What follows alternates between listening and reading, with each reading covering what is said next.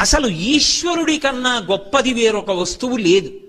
ఆయన అనుగ్రహంతో మనం బ్రతుకుతున్నాం.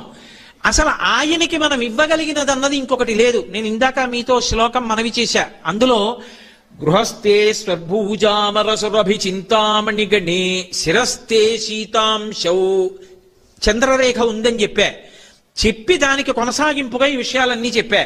ఇంకొకటి ఏముంది ఆ శ్లోకంలో? చరణ యుగళస్తే అఖిల శుభౌ. శంకరా, మీకేదో ఒక మంచి పని చేసి పెడతాను అంటావేమో.